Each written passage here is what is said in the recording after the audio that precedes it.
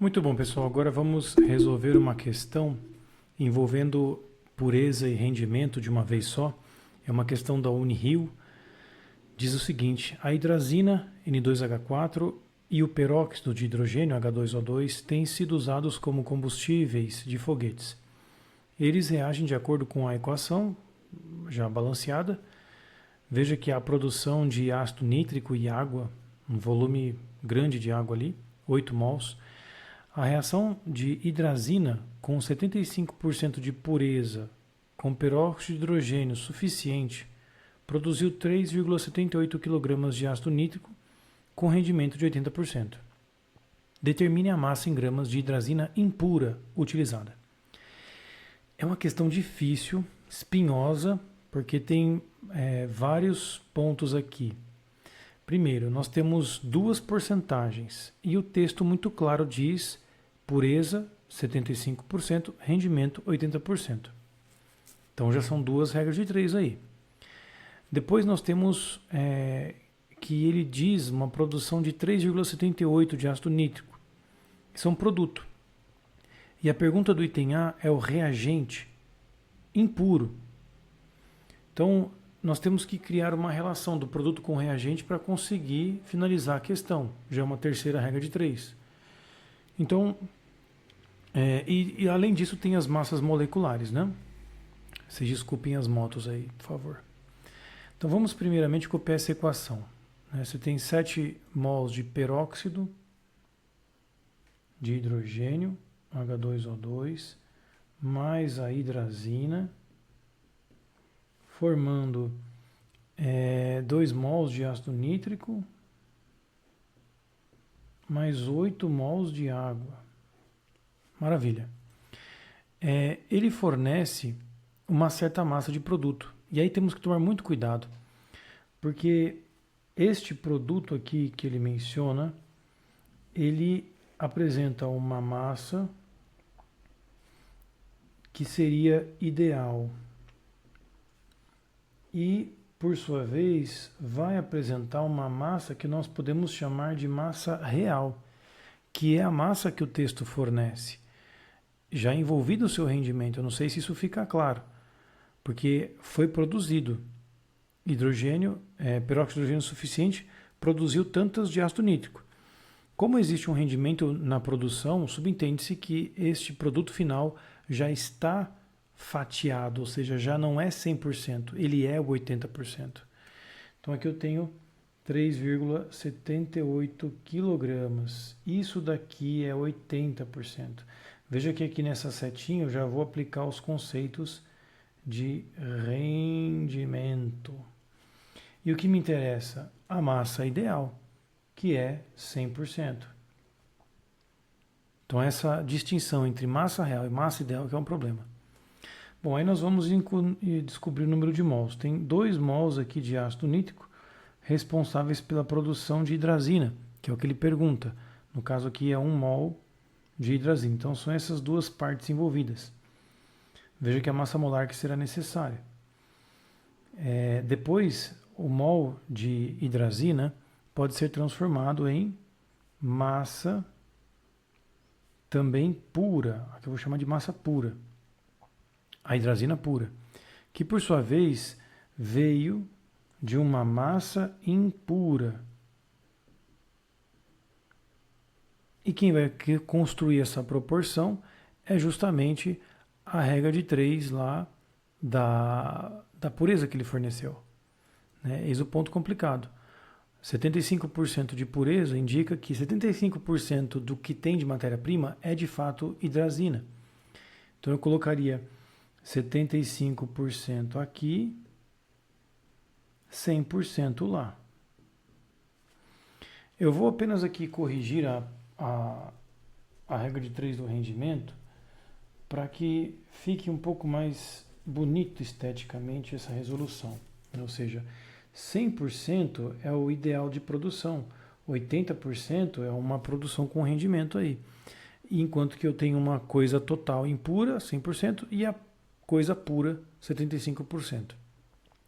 Dentro dessa lógica, então, existem as proporções em mol também. né? Então eu teria que calcular a massa molar de N2H4, 14 vezes 2 mais 1 vezes 4, o que vai dar 28, 29, 30, 31, 32 gramas por mol. E também o HNO3, 1 mais 14 mais 16 vezes 3, 48 mais 15, que vai dar 63, né? 48 mais 15, 63, que é a massa molecular do ácido nítrico. Bom, com isso, meus caros, vamos dar uma olhada no que nós vamos traçar então de meta. Eu tenho uma massa real. A setinha aqui seria ao contrário, né? Para cá, que se refere ao rendimento. Dessa massa eu vou achar o mol. Do mol eu vou achar outro mol que vai transformar-se em massa pura. E aí, por fim, eu termino com a massa impura. Então, esse seria o caminho.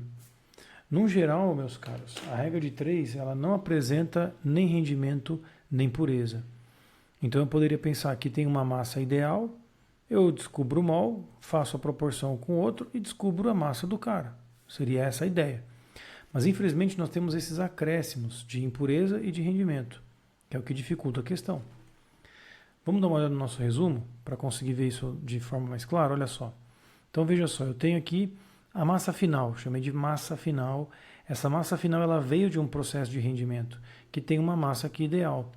Essa massa se transforma em mols de produtos, que vai virar mol de reagente, que vira massa de reagente, reagente puro, e depois eu descubro a massa do mineral. Então foi esse o caminho que nós vamos aqui traçar. Vamos lá. Como a massa é de 3,78 kg, aqui seria um x1, primeira regrinha de 3. Então vamos lá. As contas não são ruins, viu? Isso aqui vai ter que dividir por 0,8, o que vai dar 4,725 kg. Veja que é uma massa maior. Seria o ideal, né? É o que se espera na indústria, mas infelizmente não é o ideal. E aí nós vamos para outra regra de 3. Massa molar. Massa mol. 63 gramas tem 1 mol. E essa quantidade? 4,725, 10 a terceira gramas é X. Aqui eu vou deixar tudo em gramas. Então eu vou multiplicar por 1000 o meu resultado na calculadora e dividir por 63, o que milagrosamente dá 75 mols. Olha que bonitinho. Feito isso, agora nós fazemos a proporção entre hidrazina e ácido nítrico. N2H4, 2HNO3, que estaria ali em cima, não? 1 para 2, 75 para X, a metade, 37,5 mols de N2H4. O que eu faço com isso agora? Transformo em massa molar. A hidrazina tem aquele valor lá de 32 gramas para 1 mol, né? A massa mol, desculpem o aperto. E aí eu tenho essa massa, perdão, esse mol, né? 37,5 mols para X. Multiplica esse valor então que eu descobri por 32. 1.200 gramas. Essa seria a massa de quem? Da hidrazina pura, que é o que eu vou encaixar aqui embaixo. 1.200 gramas. E um X finalmente, que finaliza a questão, que envolve a massa impura. Vou ter que dividir esse valor por 0,75. 1.600 gramas da hidrazina impura. Essa seria a resposta. Veja que a questão ela demanda 1, 2, 3, 4, 5 regras de 3. E nós temos aqui 1, 2, 3, 4, 5 setinhas. Como eu havia mencionado, vocês podem encarar isso como um jogo de tabuleiro, onde eu tenho que ir passando as casinhas para chegar até aonde me interessa. Esta questão particularmente ela é difícil porque eu tenho que fazer um raciocínio invertido. No geral, o caminho de ida é mais fácil de entender. Eu tenho uma matéria-prima, eu preciso purificá-la, essa massa se transforma em mol, que vira um produto, esse mol de produto vira massa teórica de uma coisa que tem o seu rendimento, por isso uma fatia menor de massa. Então, essa questão eu achei interessante para ela resumir, mais uma vez, né, nós estamos aqui fazendo resumos de como isso pode aparecer na sua vida. Na própria questão, há também uma segunda pergunta. Determine a massa em gramas de água formada. Veja, nós sabendo que existe um certo rendimento, eu a princípio teria que pegar agora a massa de ácido nítrico produzido e determinar então quantos de água são formados. Ele quer a massa, não? A massa em gramas. Então nós poderíamos proceder da seguinte forma, né? A gente viu que houve, de forma ideal, 75 mols de HNO3 sendo produzidos. Então, paralelamente, eu poderia criar uma proporção agora com esses 8 mols de água. 2 para 8. Então, vamos criar essa regra 3 aqui.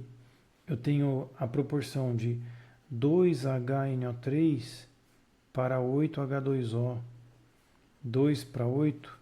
E o 75, que é o valor ideal, vai ser um X aqui. Esse X, gente, ele vai dar 4 vezes mais 75, que vai dar 300 mols de água. Vamos só confirmar aqui para não causar discórdia. 300 mols, é isso mesmo. Esses mols é o mol ideal de água, porque eu estou partindo de uma quantidade em mols ideal também, que nasceu de uma massa ideal, que seria a massa de ácido nítrico que teoricamente deveria fornecer essa produção. O que eu faço com essa quantidade de mols de água? Você vai na massa molecular da água, que é tranquilo, né, gente? Massa molecular da água, acho que todo mundo deve lembrar que dá 18. Massa mol, 18 gramas, tem 1 mol, 300x, 300 mols. Aí você pega 300, multiplica por 18, vai ter a massa de 5 quilos e 400, 5.400 gramas. Essa seria a resposta? Não, meus caros. Por quê? Porque nesse processo, nós estamos supondo um trabalho ideal. Eu preciso conceituar o rendimento da reação. 80%. Então, 100%, 80%. 100%, 5.400 gramas. 80% é X. Então, nós multipliquemos esse valor por 0,80, que vai dar 4.320 gramas de água. Essa seria a resposta.